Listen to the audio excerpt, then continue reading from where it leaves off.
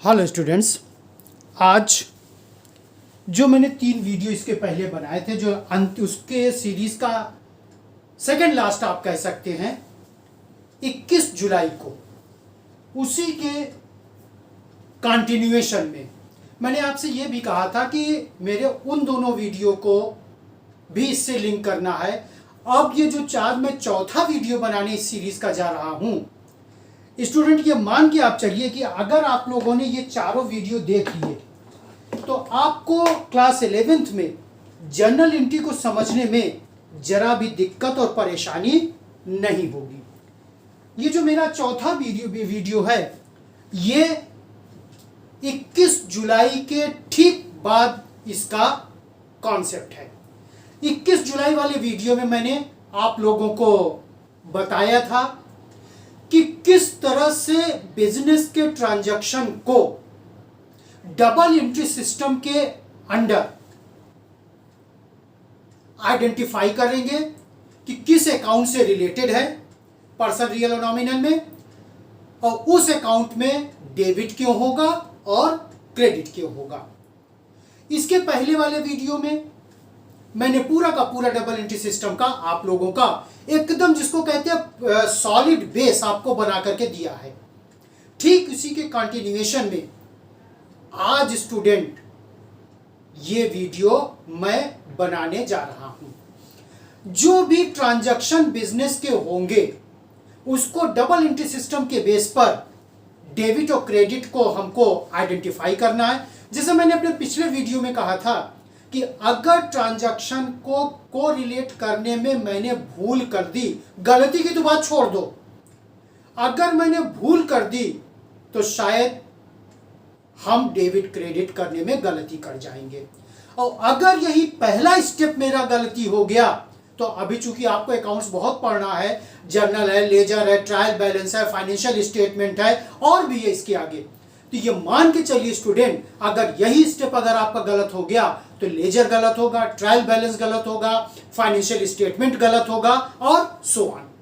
इसीलिए इसको जो आपका जर्नल है, इसको बहुत ही अच्छे ढंग से आपको समझना है, जो मैंने तीनों वीडियो में आपको बताया है। आज जो इस वीडियो में मैं आपको बताने जा रहा हूं, इस वीडियो में स्टूडेंट आप लोग ट्रांजैक्शन को डेबिट और क्रेडिट के बेस पर डिटरमाइन करने के बाद कैसे आप लोग जर्नल एंट्री के फॉर्मेट में लिखेंगे, आज मैं उसी को बताने जा रहा हूं। बहुत ध्यान से एक एक अक्षर मेरे वीडियो का देखना। अगर ये चारों वीडियो आप लोगों ने देख लिया तो आपको जर्नल एंट्री बहुत अच्छे ढंग से समझ में आ जाएगी, और इसके बेस पर अगर आप लोग बहुत प्रैक्टिस कर गए तो गलती की संभावना खत्म हो सकती है। तो सबसे पहले जर्नल एंट्री का हम लोग फॉर्मेट बना लें। उसके बाद जर्नल एंट्री का फॉर्मेट स्टूडेंट कुल 5 कॉलम बनता है। बहुत ध्यान से देखिएगा, जिससे कि आपको समझने में और आगे करने में कोई दिक्कत ना आए।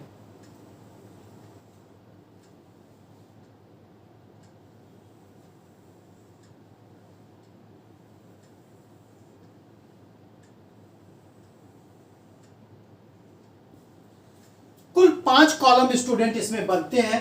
पहला कॉलम है डेट का, दूसरा कॉलम है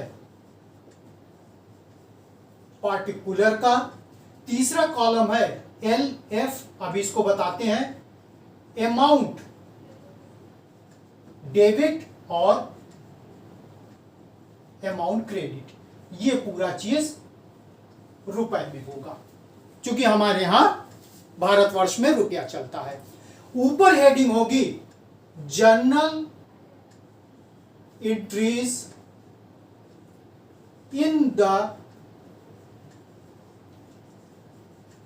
बुक्स ऑफ, जो भी बिजनेस है, journal entry in the books of, जिस भी बिजनेस ऑर्गेनाइजेशन का आप जर्नल एंट्री बनाने जा रहे हैं उसका नाम। मैंने शुरू में भी पिछले वीडियो में कहा था, जर्नल एंट्री बिजनेस के ट्रांजैक्शन का बनता है, ओनर का नहीं बनता है। इसीलिए बिजनेस को यहां पर आर्टिफिशियल पर्सन को बताया गया है। इसीलिए चूंकि बिजनेस ही खरीदता बेचता है, मैंने एक एग्जाम्पल भी दिया था बहुत छोटा सा कि सपोज करिए आपने कोई फ्रिज खरीदा है, अगर वहां से आपको कैश मेमो मिला है तो कैश मेमो बहुत ध्यान से देखिएगा, दुकान का नाम लिखा होगा, व्यक्ति का नाम नहीं लिखा होगा। नो डाउट मैंने यह भी कहा था ओनर इसका नेचुरल पर्सन होगा। इसका मतलब शॉप से आपने दुकान खरीदा तो शॉप ने दुकान बेचा, इसलिए शॉप को हम लोग आर्टिफिशियल पर्सन के नाम से जानते हैं।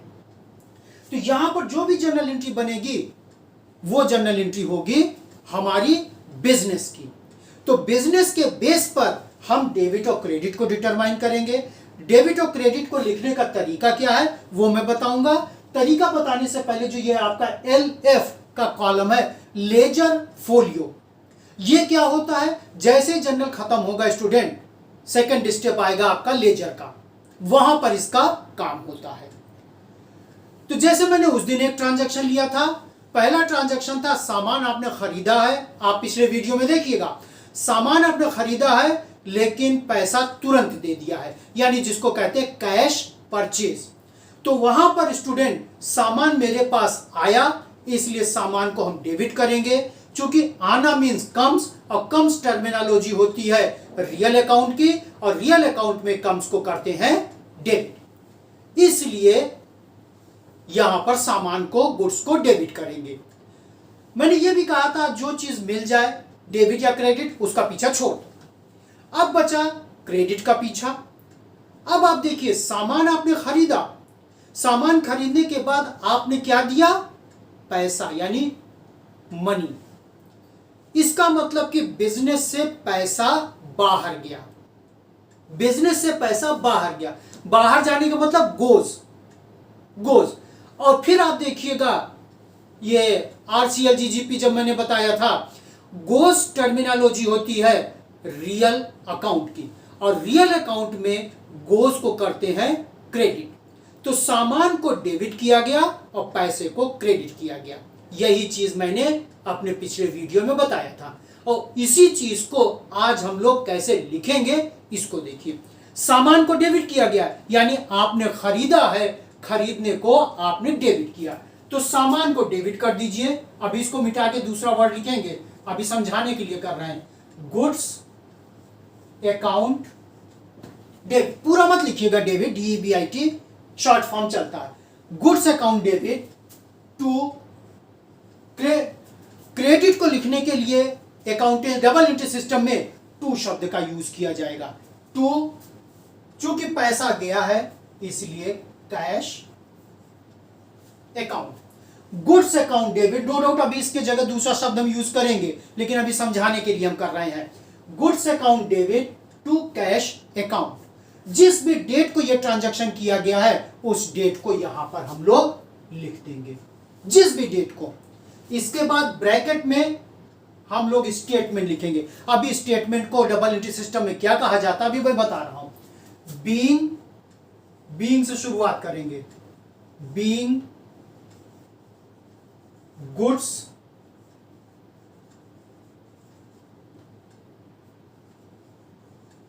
Purchased with cash. सामान खरीदा किससे? कैश से। एकदम साफ साफ है। ये जो स्टेटमेंट हम लोग लिखते हैं डबल एंट्री सिस्टम में, इस स्टेटमेंट को कॉमर्स के डबल एंट्री सिस्टम में कहा गया है नरेशन, और नरेशन लिखना बहुत कंपलसरी है। यहां तक डबल एंट्री सिस्टम में कहा गया है कि अगर आपकी ये जर्नल एंट्री सही है, नरेशन गलत है, तो एग्जाम में आपका गलत माना जाएगा। तो नरेशन लिखने के लिए बहुत ही आपको कॉन्शियस रहना पड़ेगा, क्योंकि नरेशन के बेस पर ही हमारी जर्नल एंट्री चेक होती है। जो भी अमाउंट है, डेबिट की अमाउंट डेबिट के कॉलम में, क्रेडिट की अमाउंट क्रेडिट के कॉलम में। आपने शायद 5 लाख रुपए से सामान खरीदा था, क्रेडिट में भी 5 लाख रुपए। कॉमा यूज करने के लिए स्टूडेंट आप लोग एक आदत बना लीजिए, क्योंकि अमाउंट लिखने में कॉमा शब्द का बहुत ही ज्यादा रोल होता है। इसलिए कॉमा मैंने देखिए लिख लिया है। फिर एक बार देखें, जो भी आप पहला शब्द लिखेंगे वो डेट के लाइन के पास से होगा। जब हम लोग क्रेडिट लिखना शुरू करें यानी टू, वो थोड़ा सा दूर होगा। To means credit, to cash account. अब मैं गुड्स को मिटा रहा हूं यहां पर,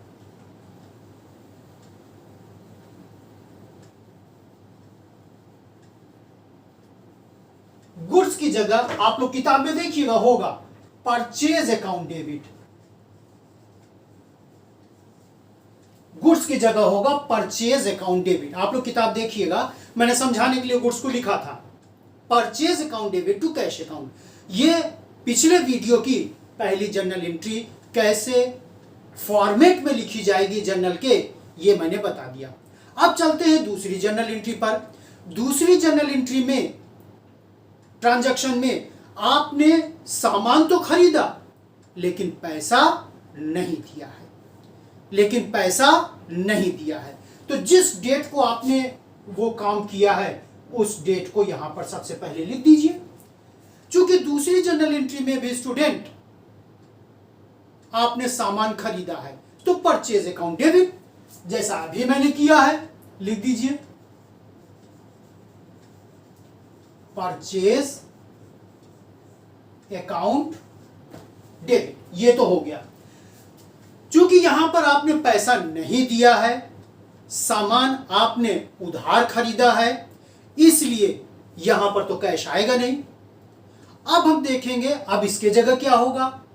अब जिस व्यक्ति ने आपको सामान बेचा है, कोई ना कोई बिजनेस ने आपको सामान बेचा होगा, और जैसा मैंने बार बार कहा है, बिजनेस को आर्टिफिशियल पर्सनल अकाउंट कहते हैं। तो उस बिजनेस को हम क्रेडिट कर दें। क्यों क्रेडिट करेंगे? क्योंकि सामान को बिजनेस देने वाला है। आप देखिएगा, आपने सामान किससे खरीदा है? मिस्टर अशोक से, एकदम साफ साफ लिखा है गुड्स परचेज्ड वर्थ रुपीज, जो भी रुपया होगा हमारे ख्याल से 5 लाख रुपए ही है, from mister Ashok. It means mister Ashok is the giver of the goods, who is the shop owner of this goods. तो mister Ashok is the giver, और mister Ashok is natural personal account, and according to personal account giver will be treated as credit। तो यहां पर हो गया आपका to Ashok being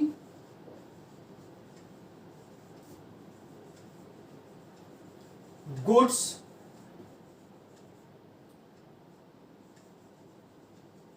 purchased from Ashok. Line खींच दीजिए। मान लीजिए 5 लाख रुपए का ही है तो 5 लाख रुपए यहां पर लिख दीजिए।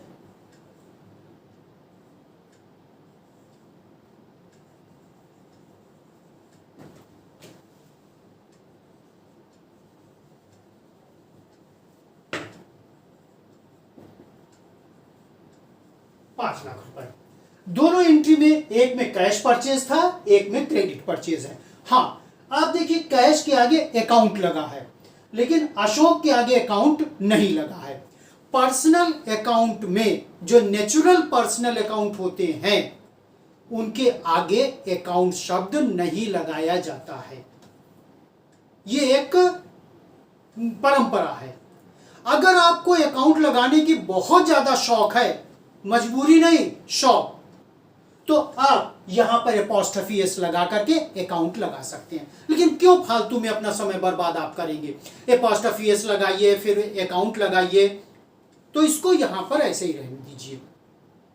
तो 2 जर्नल एंट्री जो मैंने कल उस दिन बताई थी, अभी एक और है, उसको भी मैं बता रहा हूं कि तीसरी जो आपने जर्नल एंट्री ली थी, ट्रांजैक्शन लिया था, उसमें मैंने आप कहा था कि बिना बिजनेस को इस्टेब्लिश किए ये सब काम नहीं हो सकता। तो बिजनेस तो इस्टेब्लिश करना पड़ेगा। बिजनेस को इस्टेब्लिश करने में स्टूडेंट्स या तो आप कैश लगाइए या तो गुड्स लगाइए या दोनों, अक्सर दोनों लगता है, पैसा भी लगता है सामान भी लगता है। ठीक, जो भी चीज लगा करके बिजनेस आप स्टैब्लिश करेंगे उसको तो डेबिट कर दीजिए। मान लीजिए आपने पैसा लगा के बिजनेस स्टैब्लिश किया, तो बिजनेस में पैसा आया, बिजनेस में पैसा आया, क्यों आया ये मेरा पिछला वीडियो आप देखिएगा, उसे बहुत क्लियर मैंने किया था। बिजनेस में पैसा आया, आने का मतलब कम्स, कम्स टर्मिनोलॉजी है रियल अकाउंट की, और रियल अकाउंट में कम्स को करते हैं डेबिट, तो कम्स को डेबिट कर दीजिए।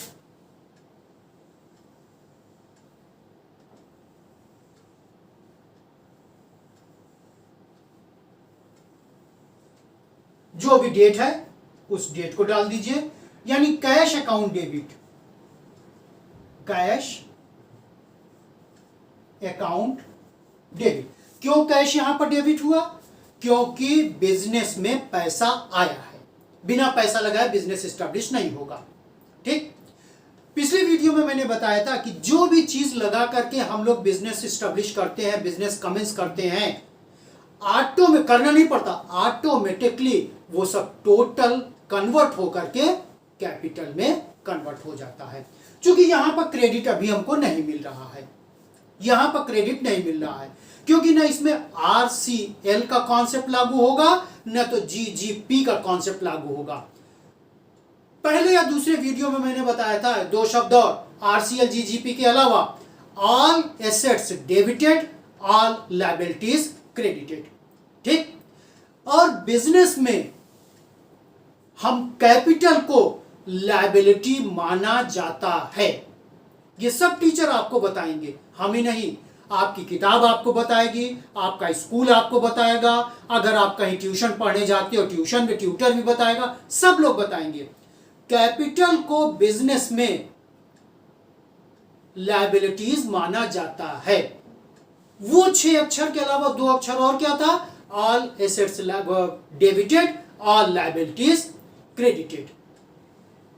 तो यहां पर स्टूडेंट जितनी भी हमारी लायबिलिटी है, जितनी भी लायबिलिटी है स्टूडेंट्स, वो क्या होगी?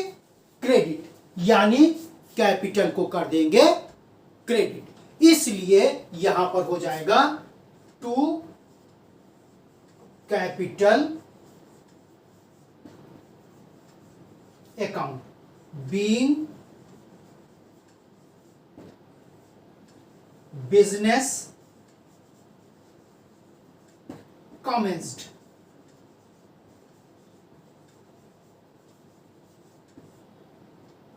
being business commenced। शायद 8 लाख रुपए था, देख लीजिएगा आप लोग अमाउंट की कॉलम में 8 लाख।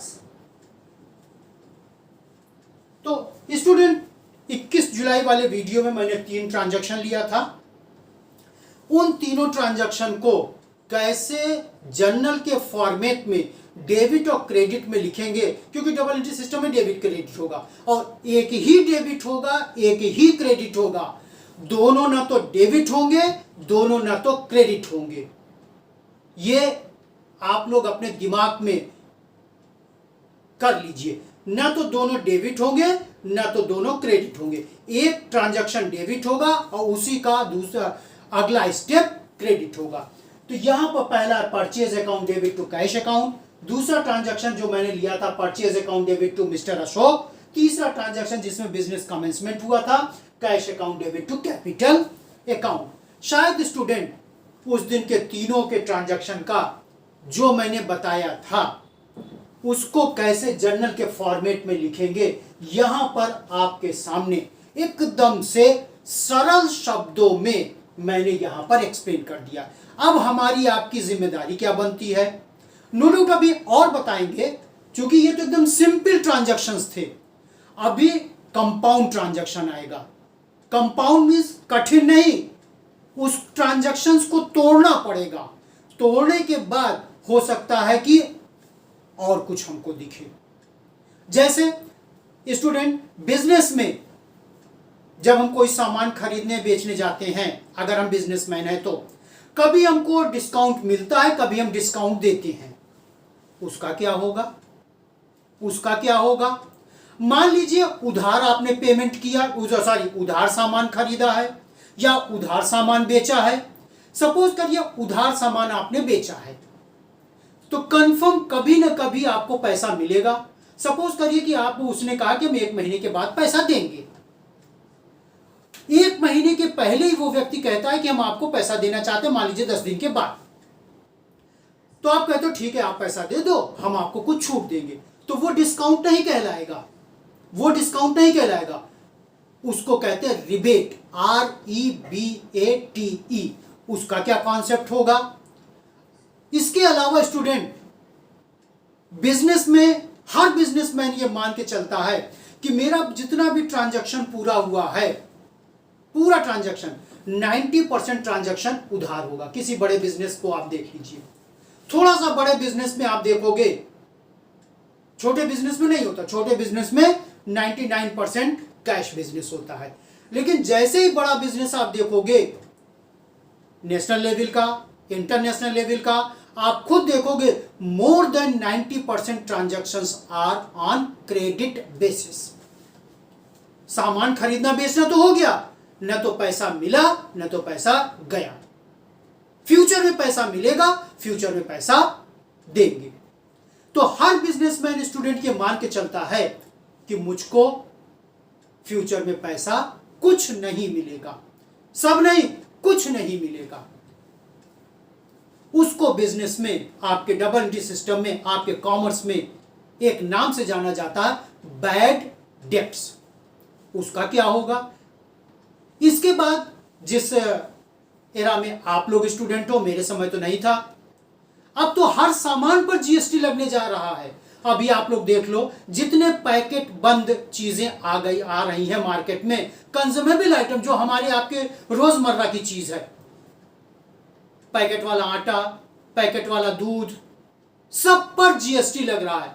5% लग रहा है, 10% लग रहा है, ये तो गवर्नमेंट डिसाइड करेगी, ना हम डिसाइड कर सकते ना आप डिसाइड कर सकते हो।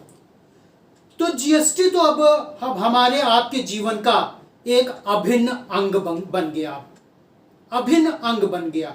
अब ऐसा नहीं कि हम कॉमर्स के हैं तो हमारे ऊपर GST लगेगा, हम साइंस के तो हमारे ऊपर GST नहीं लगेगा। GST का कॉन्सेप्ट तो अब हर व्यक्ति को जानना पड़ेगा, अगर वो जानने की इच्छा रखता है तो।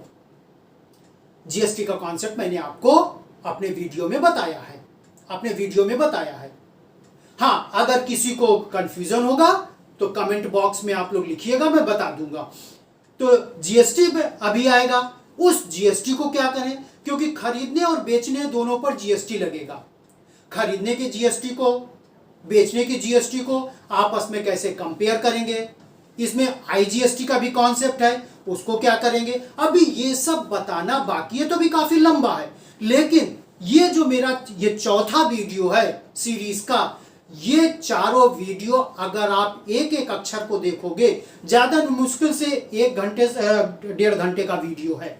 अगर चारों वीडियो को मिलाओगे मैक्सिमम 1.5 घंटे का है। अगर 1.5 घंटे आप लोगों ने हमारे इस वीडियो को देख लिया ईमानदारी से, मैं नहीं कह रहा हूं कि लगातार देखो, जितना देर आपका मन करे, 10 मिनट, 15 मिनट, 20 मिनट, उसके बाद कंटिन्यू दूसरा वीडियो देखो, फिर तीसरा वीडियो देखो, उसके बेस पर अपना, इसीलिए मैंने बहुत पहले कहा था प्रिपरेशन ऑफ सेल्फ नोट्स, अपना सेल्फ नोट्स बना लो तो कंफ्यूजन कहीं नहीं होगा।